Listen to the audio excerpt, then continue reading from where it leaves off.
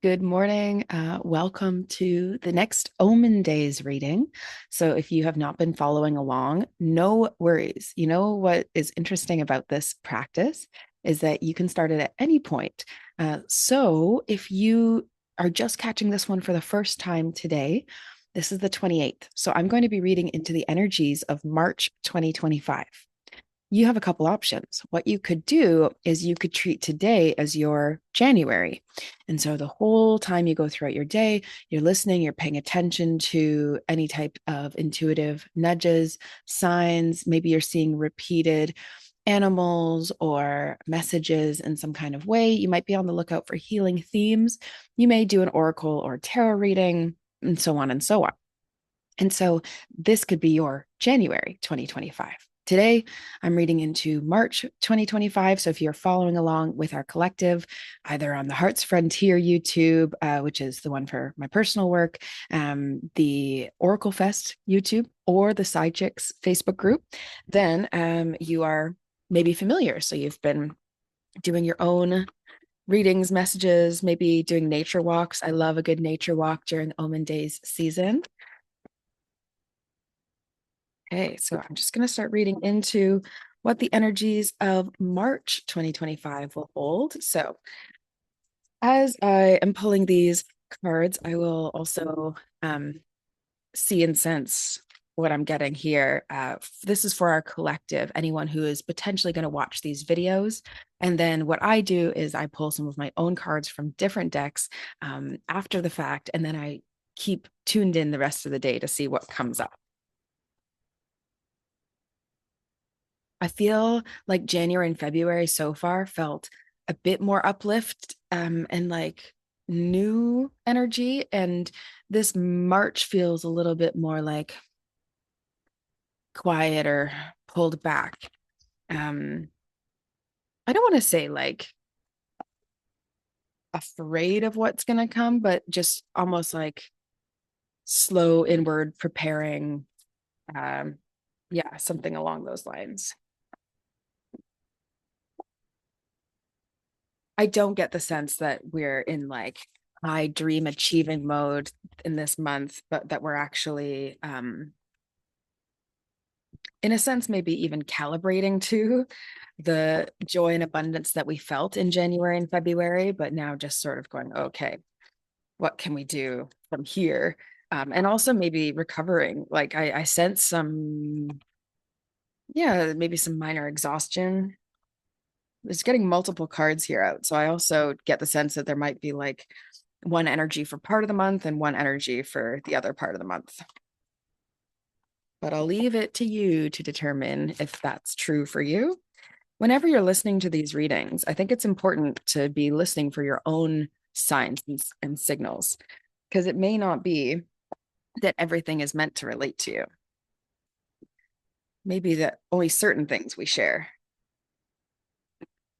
One, two, three, four. Am I missing a deck? Purple, prism. Prism? Or already have those. Okay, I think I'm good. One, two, three, four, five, six. Great. Had one in my hands the whole time. This is the Dr. Stephen Farmer Earth Magic deck. And Dr. Stephen Farmer is one of our OracleFest speakers, which we now have, I think, over 23, 24, which is quite interesting. I think we're going to probably be closer to 30 by the time the panel discussions are filled. But hey, this is amazing. This is really, what I'm noticing is it's been challenging for my brain to calibrate to the ease and success and alignment that I've felt with all the Oracle Fest speakers so far, and the fact that this has come to fruition so so cohesively that it feels like everyone understands the vision, the value, the mission behind what Oracle Fest meant to me is shared. The same desire is shared, that we really want other people in the world to be able to connect to their intuition, empower that inner oracle, and learn from a whole bunch of different people so that they can know what's next on their journey. Because what's next for some of my clients might not be with me, it might be with other people, and vice versa as well. Okay, March. Let's see what the cards say. Yeah. Okay. This is very similar energy. So the chess queen and the shadow queen. So lots of queen energy, but perhaps not in like the lightest queen form, but more so the holding place. So chess queen is trust and strategizing. So I see this as like a step back moment, not because you're stepping out of the forward motion, but more so you're stepping back to assess. And then the shadow queen, which is acquiring knowledge, insecurity, and manipulation. And sense this more in, and sadly, I sense this more in the area of insecurity. That feeling of like, oh, I'm not really sure, or can I even do this, or what's going to happen? That sort of pull back to assess. Um, so I suppose it's our choice when we get to those types of times in life, right? Are we going to succumb to that doubt of self, the self doubt, or the fear or insecurity, or are we going to choose to, um, or is it being chosen for us sometimes, and to overcome that perceived adversity? This trust from the chess queen feels very important for this month of March. Trust. So it might be that a lot of the external, the outside realm doesn't add up to looking like how you may be perceived or thought that it should. Um, it also could, I honestly really do feel like January and February could have gone so well that it's just an adjustment point of like, I need to trust that this is going to continue because not every month is going to feel the exact same. So then this is like the first month of the year that has felt different than January, February uplift. It's sort of like a little quieter. Um, so I even see this shadow queen image. She's still holding light, but the hood is over top of her eyes. And so it might just be difficult to see. And then this chess queen, she's looking down. She's not actually looking up or over the horizon. She's like, oh, I'm not really sure. So it's that sort of feeling of like, potentially not being able to adjust to or not feeling able to adjust to the light that has come in those previous 2 months. Yeah. Okay. So we have fear, but we also have peace. And I love in this Prism Oracle deck that fear is a doorway. Fear could be the doorway all the time. You could always see fear as a doorway through to confidence or self assuredness. Then we wouldn't maybe be so afraid of fear or avoid fear or resist fear. And then peace, fear and peace. This is maybe what I mean about there also being two different energies of the month. So it could be that in the first couple weeks of March, there's a bit of this fear and insecurity, this self doubt. And then it might shift halfway into peace and trust. It might shift halfway into peace and trust. And this sort of feeling also, though, still looking down a little bit, like perhaps not staring right at the goals. So if you're like me and you like to see ahead into your year and plan for what types of energies are coming, for me, I would look at this March and go, maybe no big tasks coming out. Maybe no extroverted, like, let's get out there type of energy this month, because I might not be feeling it. When I look at this, I go, I don't think I'm going to be feeling into that energy. It will be really powerful for self reflection. I also can feel that with certain habits, if certain habits get started in January, but especially locked in February, March could be a lot smoother. We have cow spirit, which says miracles are endless. And I see this so abundant with flowers that it might also be part of your healing in March to focus on floral energy and flowers. Even right now, you might just tune into any type of flower that's coming to mind. That could be part of your omens for today. I'll be doing that since I've noticed this. And for myself, I see a couple starting to come through. And so I'll go and write those down, the flowers that I feel tuned into. Maybe I'll end up getting essential oils or flower essences come March that relate to these two. The miracles are endless. This insecurity or this doubt, it honestly does feel more about like questioning whether or not you will continue to be provided for, because it felt like you were provided for very well in January and February. So now in March, it's like, oh, is that going to continue? We have this new moon, which is promise. It could be that a new relationship, new project, new partnership comes into your life. New moon. This promise card is often like an engagement or a next level in relationship. So if you're currently single, as I am currently single, then maybe there will be a new relationship that comes into view in March. It could be a deepening of a connection, but I also often will also get new moon for when there's an idea to hold to. So right now I'm seeing in my mind like a book project. That book project could be this promise as well. Like it could be this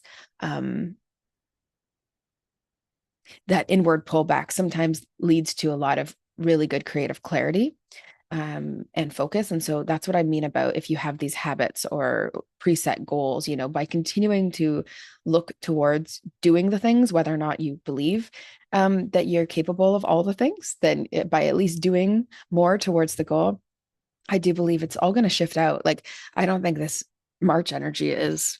I mean, it's not January, February. They're very different. So as soon as we get to April, we're going to see something different as well. Okay, so for shamanic healing, this is the Michelle Matuzas shamanic healing deck. It's so gorgeous. This is the feminine energy card.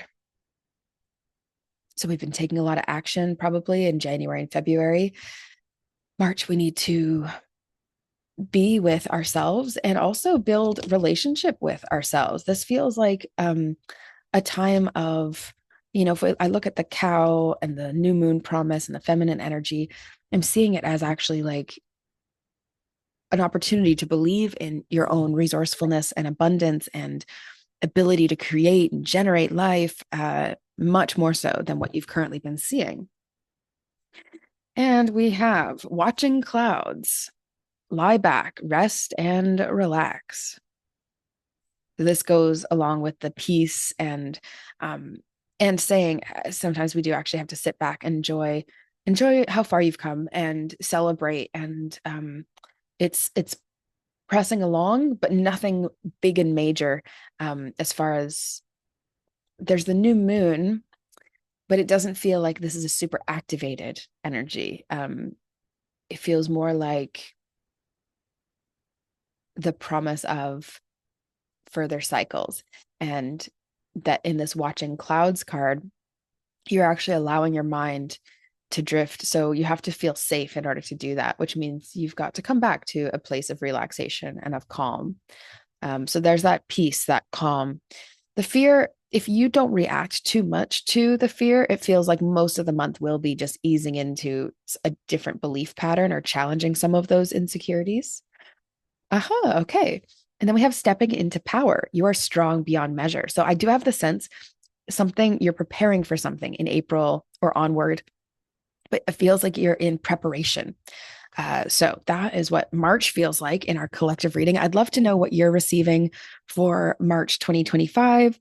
I also get the sense that you are going to have support, but you might not feel it. So it's like by the end of the month, you're going to know that you are supported, but you're still the one. There's this theme, right, of carrying the torch, of carrying the light. Even as the Shadow Queen, we're carrying the light forward.